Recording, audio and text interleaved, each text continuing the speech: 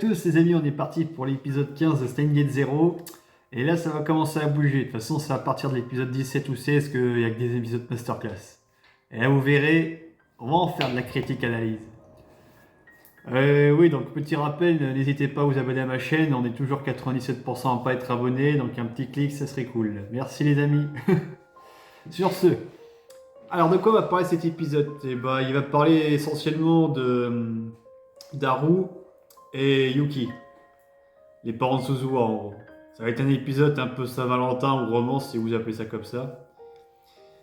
Donc nous avons Ferris et Suzuha qui discutent en haut, au-dessus du labo, près de la machine à voyager dans le temps.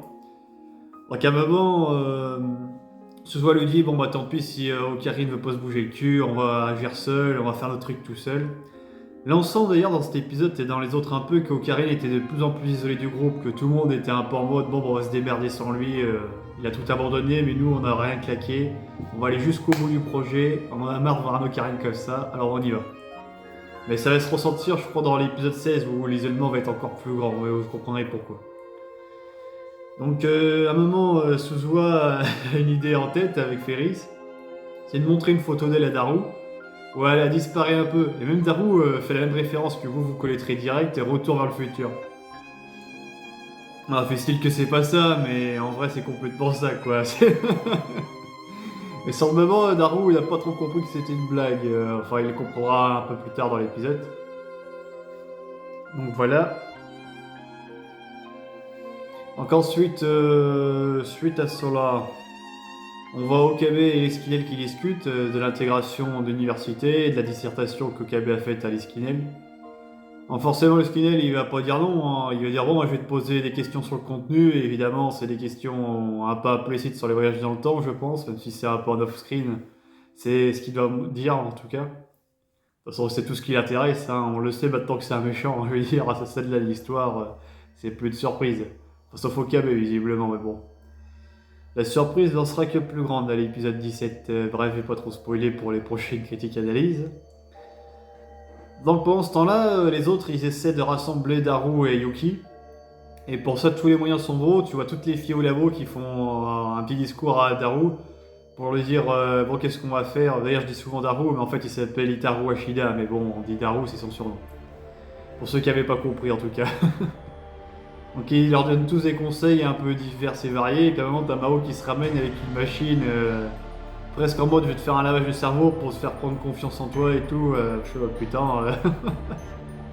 Ils ont été jusqu'à là pour rentrer des machines pareilles, je sais pas si ça existe dans la vraie vie mais quand même, hein, ça va loin. Donc voilà, Daru a son petit date avec Yuki du coup, où là on le reconnaît pas du tout, il se comporte vraiment comme un beau gosse et tout ça, ce qui perturbe beaucoup Yuki, ça lui fait un peu peur. À un moment, Daru lui déclare sa femme en lui offrant une bague, excusez-moi, je bug. Mais ok, il dit désolé, j'ai passé une super soirée, et elle se casse comme ça, voilà, en mode le rendez-vous est un peu foiré. Donc on voit Daru après qui est très déçu, qui revient un peu en mode dépris, je suis un gros lard, machin, pourquoi s'intéresserait à moi. Après t'as Suzuha dit désolé pour la photo et tout, oui j'ai compris, machin. Enfin, bref, voilà. Mais Daru ne se laisse pas pour autant, il va l'appeler direct et lui dire ouais, je suis désolé pour la soirée d'aujourd'hui, on va passer une meilleure soirée, enfin une meilleure journée demain. Est-ce que c'est possible que je te vois pour que je te parle une dernière fois? Donc ils se revoient le lendemain et ça se passe bien, ils discutent et tout, et puis à moment Daru lui déclare sa flamme, mais à sa façon à lui.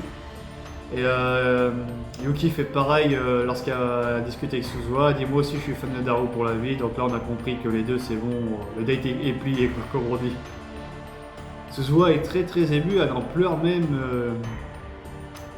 et du coup elle se souvient de la photo qu'elle avait faite avec sa mère à l'époque, elle se souvient de pourquoi elle se sentait malheureuse à cette époque-là sur la photo, enfin, pourquoi elle bouillait en tout cas. Et du coup il refont une autre photo avec sa mère du coup dans le trésor. On va se reproduire ça parce que c'est un peu bizarre de dire futur au présent enseigné. Donc ils font une où ils sont toutes les deux très heureuses de se voir et tout ça. Suzuha est très émue. Ça lui confirme bien la voie qu'elle a choisie et ça la motive encore plus dans son projet de chercher Steins Gate par elle-même avec les autres. Quoi. Pendant ce temps-là, on voit Kagari qui l'observe au loin, donc on se dit elle est pas loin dans les parages et elle va encore faire des conneries. Voilà comment se termine cet épisode les amis, donc bon c'est C'est pas l'épisode nul à chier, parce que j'ai quand même beaucoup apprécié la petite romance et tout ça. Mais c'est pas un épisode où on est dans la thématique principale, les voyages dans le temps, timeline et tout ça. Là, on est vraiment dans l'amour pur et dur, quoi. Bon, sur ce, les amis, je vous dis à très bientôt pour l'épisode suivant qui va beaucoup plus claquer.